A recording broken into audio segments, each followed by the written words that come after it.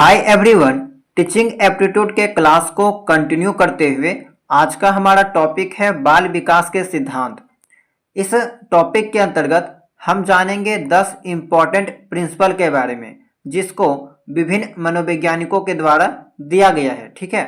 And ये class आपके exam के पॉइंट ऑफ व्यू से इम्पॉर्टेंट है क्योंकि ये थोड़ा इम्पॉर्टेंट टॉपिक है आपका एंड यहाँ से आपका 1 से 2 सवाल देखने को मिल सकता है। ठीक है, तो चलिए स्टार्ट करते हैं। सबसे पहले जानते हैं कि बाल विकास का सिद्धांत होता क्या है। तो देखिए, बाल विकास एक महत्वपूर्ण विषय है जिसमें विभिन्न मनोवैज्ञानिकों ने बच्चों के मानसिक, शारीरिक, सामाजिक और भावनात्मक विकास को समझाने के लिए विभिन्न तरह के सिद्धांत दिए हैं। इन सिद्धांतों के माध्यम से हम बच्चों को सोचने, समझने, व्यवहार करने की प्रक्रिया को समझ सकते हैं। देखिए, यहाँ पे नोट्स को जो है इतने आसान लैंग्वेज में बनाया गया है कि आप एक बार में पढ़ के ही आसानी से सभी चीज़ें समझ सकते हैं। ठीक है, तो ये बात समझ में आ गया कि बाल विकास का सिद्धांत क्या है कि विभिन्न मनोवैज्ञानिकों के द्वारा बालकों के जो मानसिक विकास है, शारीरिक विकास है, सामाजिक या भावनात्मक विकास है, ओवरऑल कहा जाए तो जितने भी प्रकार के विकास है उस चीज़ को समझाने के लिए जो है वो अनेक तरह का सिद्धांत दिया गया है। एंड इसके माध्यम से हम लोग समझ क्या सकते हैं कि बच्चे की जो सोचने की, समझने की जो शक्ति है, जो प्रक्रिया है, उसके बारे में हम लोग जो है वो पता लगा सकते हैं, समझ सकते हैं। तो बेसिकली जो है वो इसके अंतर्गत आपको 10 इम्पॉर्टेंट प्रिंसिपल के बारे में पढ़ने को होता है। ठीक है, एंड वहीं से आपके एग्जाम में सवाल देखने को मिलेगा। तो चलिए देखते हैं वन बाय वन कि वो सब प्रिंसिपल आपका क्या है। पहला सिद्धांत है आपका समान प्रतिमान का सिद्धांत, यानी कि प्रिंसिपल ऑफ सिमिलर पैटर्न। प्रत्येक प्रजाति, चाहे वह पशु प्रजाति हो या मानव प्रजाति, अपने प्रजाति के अनुरूप विकास के प्रतिमान का अनुसरण करता है। संसार के समस्त भागों में मानव शिशुओं के विकास का प्रतिमान एक ही है। तो देखिए, यह सिद्धांत बेसिकली कहना क्या चाहता है कि इस संसार में जितना भी जीव जंतु है सभी अपने जाति को फॉलो करता है, अपने जाति के पैटर्न को फॉलो करता है। एक कुत्ता का बच्चा कुत्ता ही होगा, बिल्ली का बच्चा बिल्ली ही होगा, हाथी का बच्चा हाथी ही होगा। ठीक है, यानी कि अपने जो जाति को फॉलो करता है। ठीक है, अब ऐसे आप समझिए कि जैसे मान लीजिए कि एक बिल्ली का बच्चा है, तो जाहिर सी बात है जो बिल्ली का बच्चा है उसमें जो कान होगा, जो मुंह होगा, जैसा बॉडी पार्ट्स होगा, सेम बिल्ली के जैसा ही होगा। तो कहीं ना कहीं वो क्या कर रहा है कि फॉलो कर रहा है, अपने पैटर्न को जो है वो फॉलो कर रहा है, बनाए हुए रखा है। और किसके जाति को? अपने ही जाति को। ऐसा तो बिल्कुल भी नहीं है कि एक बिल्ली का जो भी बॉडी पार्ट्स होगा, कान होगा, मुंह होगा, वो कुत्ता के जैसा दिखेगा, ऐसा तो हो नहीं सकता है। तो इस सिद्धांत का मतलब वही है कि प्रिंसिपल ऑफ सिमिलर पैटर्न, प्रत्येक जो जीव जंतु है या फिर प्रजाति है वो एक सिमिलर पैटर्न पे चलेगा, जैसा पहले वाला था वैसा ही वो आगे भी दिखाएगा, आगे होगा। ठीक है, तो आई होप कि आपको ये चीज़ समझ में आ गया होगा। तो ज़्यादा आपको कुछ भी याद नहीं रखना है, बस इसका नाम याद रखिएगा क्योंकि एग्जाम में पूछा जा सकता है कि बताइए इनमें से कौन सा जो है आपका बाल विकास का सिद्धांत है या फिर बाल विकास का सिद्धांत नहीं है। एंड इसके बारे में आपको डिटेल में बीएड में पढ़ना है। ठीक है, एंड अगर आप आगे सीटेट का एग्ज़ाम दोगे तो वहाँ पे भी आपको ये चीज़ पढ़ना है। ओके, तो इस चीज़ को ध्यान दीजिएगा। तो चलिए नेक्स्ट आगे बढ़ते हैं। दूसरा है विकास की दिशा का सिद्धांत, यानी कि प्रिंसिपल ऑफ डायरेक्शन। देखिए, बालक का जब विकास होता है तो वो एक निश्चित दिशा में होता है। ठीक है, जैसे तैसे नहीं होता है, एक निश्चित दिशा में होता है। एंड इसमें आपको 2 टर्म जो है वो बहुत अच्छे से याद रखना है। पहला है सिफेलोकॉडल एंड दूसरा है प्रॉक्सिमोडिस्टल। ये बहुत बहुत इंपॉर्टेंट है एंड अभी तो आपका काम देगा, आगे भी अगर आप कोई भी टेट का एग्जाम दीजिएगा तो ये 2 वर्ड आपको बहुत देखने को मिलेगा। ठीक है, तो देखिए आखिर ये है क्या। तो विकास की दिशा जो है सिर से पेड़ की तरफ चलती है। ठीक है, जब हमारे विकास की दिशा सिर से पेड़ की तरफ होगी तो इसे हम लोग सिफेलोकॉडल कहते हैं। यहाँ पे आप देख सकते हैं, ये देखिए सिर से पेड़ की ओर हमारा जो है विकास की दिशा अगर चल रहा है तो हम इसको क्या कहेंगे? सिफेलोकॉडल। दूसरी तरफ जब हमारे विकास का क्रम मध्य से शुरू होकर बाहर की तरफ होता है तो यह आपका प्रॉक्सिमोडिस्टल कहलाता है। ठीक है, प्रॉक्सिमोडिस्टल आप देख सकते हैं कि मध्य से शुरू होकर बाहर की ओर चल रहा है, तो हम इसको कहेंगे कि ये हमारा क्या है? प्रॉक्सिमोडिस्टल। ठीक है, अब एक सवाल आपको देखने को मिल सकता है कि बताइए, रीढ़ की हड्डी हृदय से पहले विकसित होती है। रीढ़ की जो हड्डी है वो क्या होगा, हृदय से पहले विकसित हो गया। तो ये आपका क्या है, प्रॉक्सिमल डिस्टल है, यानी कि ये मध्य से शुरू होकर बाहर की ओर आ रहा है। तो ये यहाँ पे आपका क्या हो जाएगा, प्रॉक्सिमल डिस्टल। तो इसी टाइप का सवाल आपको एग्जाम में देखने को मिल सकता है। ठीक है, तो ये 2 वर्ड आप ध्यान में रखिएगा। चलिए नेक्स्ट है आपका प्रिंसिपल ऑफ कंटिन्यूटी, यानी कि निरंतरता का सिद्धांत। विकास कभी ना रुकने वाली प्रक्रिया है, यह जीवन पर्यंत चलने वाली प्रक्रिया है। केवल इसकी गति कभी तेज हो सकती है या फिर कभी धीरे धीरे हो सकती है। यह माँ के गर्भ से मृत्यु तक चलता है। तो प्रिंसिपल ऑफ कंटिन्यूटी ये जो वर्ड है इसका मतलब ही यही होता है कि लगातार चलने वाला। ठीक है, नेक्स्ट आपका प्रिंसिपल है व्यक्तिगत भिन्नता का सिद्धांत, प्रिंसिपल ऑफ इंडिविजुअल डिफरेंस। देखिए, इस दुनिया में जितना भी जीव जंतु है वो सब एक दूसरे से भिन्न है। ठीक है, यद्यपि मानव विकास का एक समान प्रतिमान होता है, किंतु वंशानुक्रम एवं वातावरण की भिन्नता के कारण प्रत्येक व्यक्ति में विकास में कुछ भिन्नता भी होती है। ठीक है, और एक चीज़ यहाँ पे ध्यान दीजिएगा कि किसी भी जीव जंतु का विकास है वो 2 चीज़ों के परिणाम स्वरूप होता है। एक वंशानुक्रम एंड वातावरण, यानी कि वंशानुक्रम क्या है कि माता पिता से कुछ लक्षण उनके बच्चों में देखने को मिलता है। दूसरा वातावरण, तो वातावरण से जो है वो यहाँ पे बाल बच्चों में क्या होता है, कुछ प्रभाव पड़ता है। तो किसी भी विकास के बारे में बात की जाए तो ये दोनों का परिणाम है, वंशानुक्रम एवं वातावरण। अगर यहाँ पे ये आपसे पूछा जाए कि बताइए कि किसी का विकास है वो इन दोनों में से किस पे डिपेंड करता है, केवल वंशानुक्रम केवल वातावरण, तो ये दोनों आपका गलत हो जाएगा। केवल वर्ड जहाँ पे आ जाएगा वो आपका गलत हो जाएगा। दोनों आपका यहाँ पे मुख्य भूमिका निभाता है। ठीक है, दोनों का इंपॉर्टेंट रोल है, कोई भी कम कोई भी ज़्यादा नहीं है। ठीक है, तो ये चीज़ को ध्यान में रखिएगा, किसी चीज़ को आप इग्नोर नहीं कर सकते।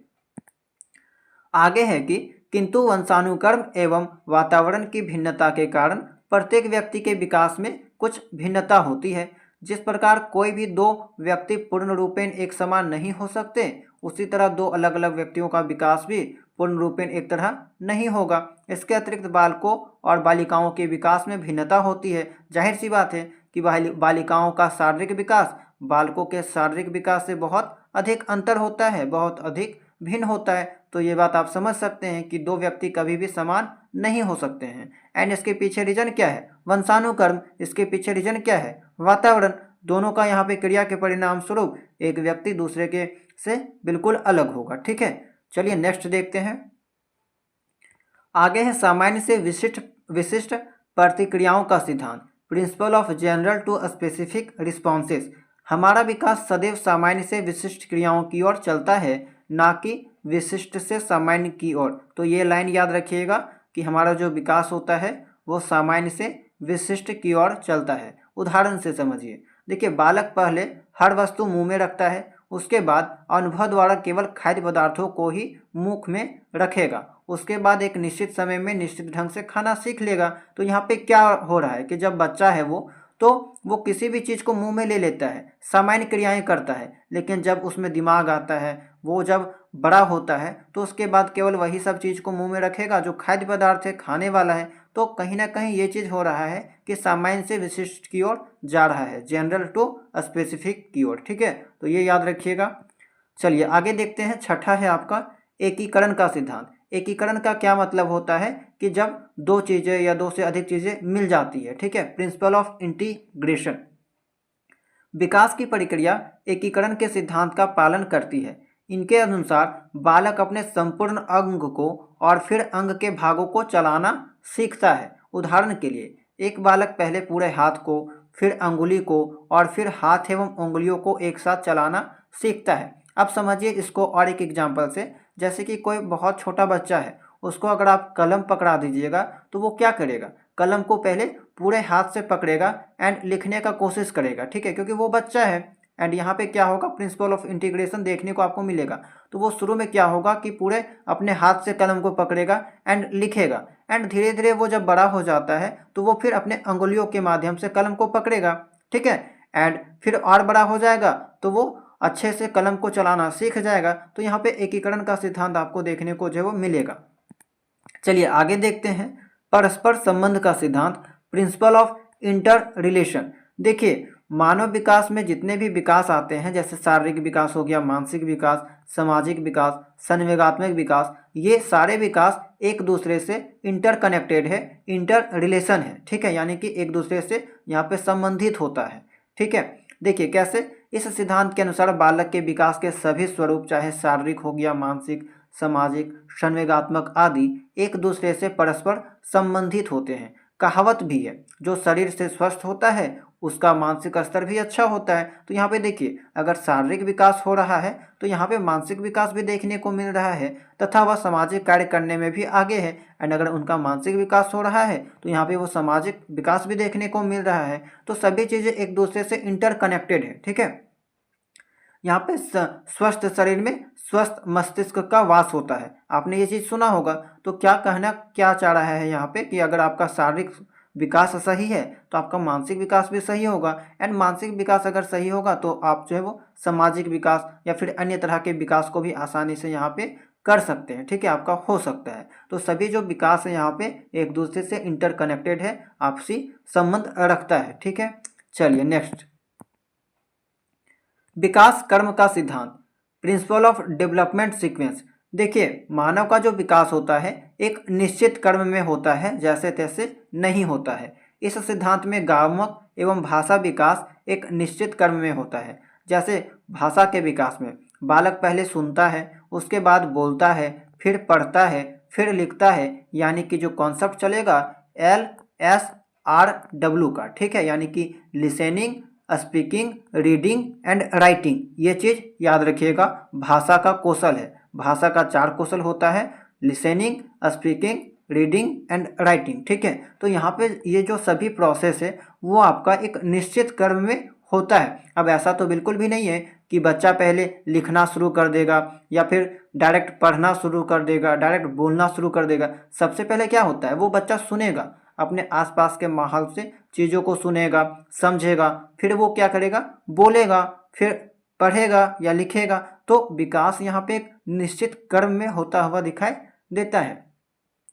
ऐसे ही जब बालक गर्भ में होता है तब गर्भावस्था, उसके पश्चात शिशुअवस्था, फिर उसके बाद बाल्यावस्था आता है, किशोरावस्था आता है, कि क्रम में विकास होता है, ठीक है। यानी कि बालक सबसे पहले कहाँ पे होगा, गर्भावस्था में, फिर शिशुअवस्था होता है, फिर बाल्यावस्था, फिर किशोरावस्था, ठीक है, फिर जाके आपका युवावस्था कह सकते हैं, एंड फिर आपका वृद्धावस्था, ये सब आता है। तो हर चीज़ आपका एक निश्चित क्रम में देखने को मिलेगा, एक सीक्वेंस में देखने को मिलेगा, ठीक है।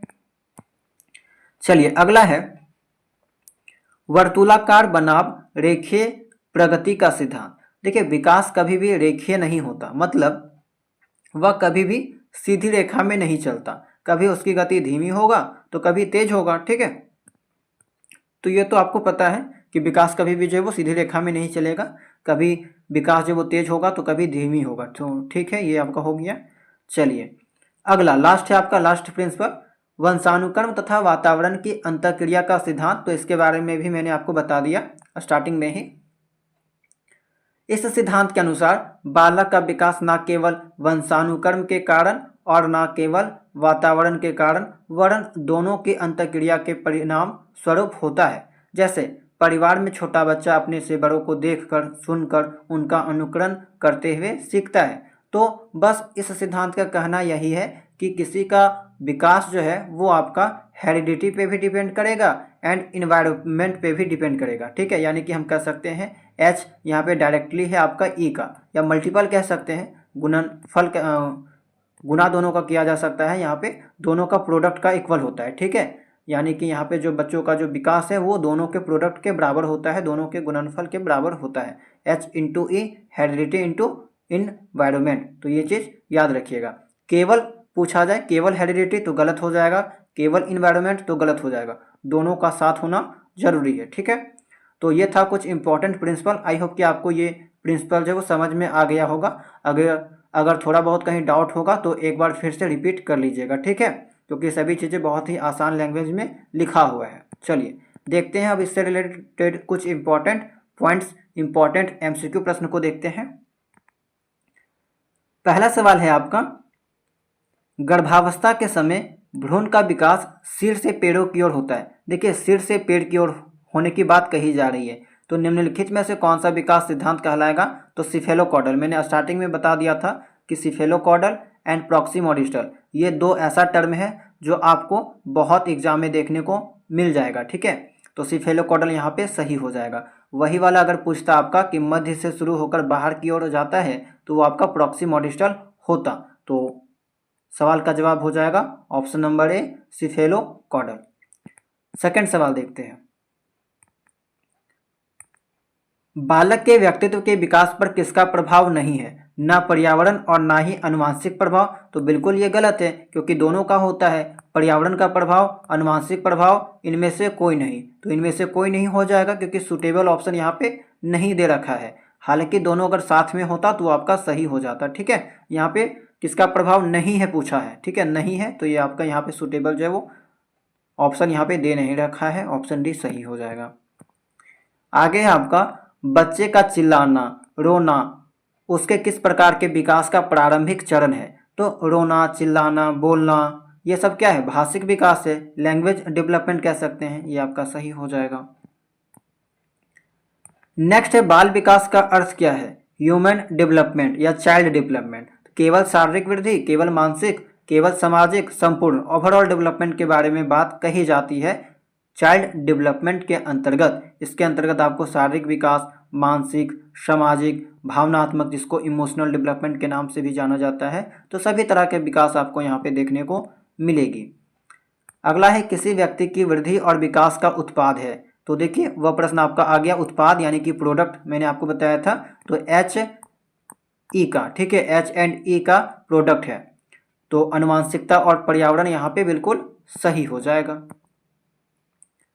आगे है एक शिक्षक देखता है कि छात्र विज्ञान में उत्कृष्टता प्राप्त करता है, ठीक उसी तरह जैसे छात्र के माता पिता दोनों वैज्ञानिक हैं। देखिए छात्र के माता पिता दोनों वैज्ञानिक हैं, विज्ञान में विद्यार्थियों की योग्यता के बारे में क्या अनुमान लगाया जा सकता है? तो कहने का मतलब यह है कि एक छात्र है जो विज्ञान विषय में जो है वो अच्छा मार्क्स स्कोर करता है या फिर उत्कृष्ट प्रदर्शन करता है, एंड यहाँ पे देखा जा रहा है कि उसके माता पिता भी जो है वो वैज्ञानिक हैं। तो एक चीज़ तो कन्फर्म है कि यहाँ पे जो है वो हेरिडिटी का गुण है, अनुवांशिक का गुण है, लेकिन हम आपको बताए थे कि कभी भी एक टाइम पे आपको एक चीज़ को फॉलो नहीं करना है, केवल अनुवांशिक को फॉलो नहीं करना है, केवल वातावरण को नहीं करना है, दोनों को साथ में लेके चलना है। तो यहाँ पे जो ऑप्शन दे रखा है या पूरी तरह से माता पिता के प्रभाव के कारण है, तो पूरी तरह से कहना यहाँ पे गलत हो जाएगा, क्योंकि इन्वायरमेंट का भी यहाँ पे थोड़ा बहुत जो है भूमिका होगा। इसमें अनुवांशिक कारक और प्रेरक घरेलू वातावरण योगदान करते हैं, बिल्कुल सही बात है। यहाँ पे आपका घरेलू वातावरण एंड अनुवांशिक कारक दोनों भूमिका निभाएगा। छात्रों को उसके माता पिता द्वारा विज्ञान में जाने के लिए मजबूर किया गया था? बिल्कुल भी नहीं मजबूर किया गया था, तो ये तो आपका ऐसे ही नेगेटिव सेंटेंस बन जाएगा। विद्यार्थी की सफलता संयोगवश, यहाँ पे तुक्का वाला बात आ गया, संयोगवश हुआ है, तो ये आपका गलत हो जाएगा। नेक्स्ट सवाल है आपका, निम्नलिखित में से कौन सा कथन व्यक्ति के विकास प्रक्रिया के बारे में सही नहीं है पूछा गया है, जो सही नहीं है? तो विकास एक बहुआयामी होता है, बिल्कुल सही बात ये दे रखा है। विकास की प्रक्रिया में सांस्कृतिक विविधता होती है, ये भी सही बात है। व्यक्तिगत मानसिकता, सामाजिक संपर्क की व्यक्तिगत विकास में महत्वपूर्ण भूमिका होती है, तो बिल्कुल सही बात है। व्यक्तिगत विकास केवल वातावरणीय कारक पर निर्भर करती है। देखिए आपका रॉन्ग जो ऑप्शन है वो पकड़ा गया, केवल वातावरणीय दे रखा है, जो आपका गलत हो जाएगा। ऑप्शन नंबर 4 गलत है, एंड यही आपका पूछा है नहीं है, तो ऑप्शन 4 सही हो जाएगा। अगला सवाल है, बच्चे का विकास शरीर के केंद्र से आरंभ होकर बाहरी अंगों तक होता है।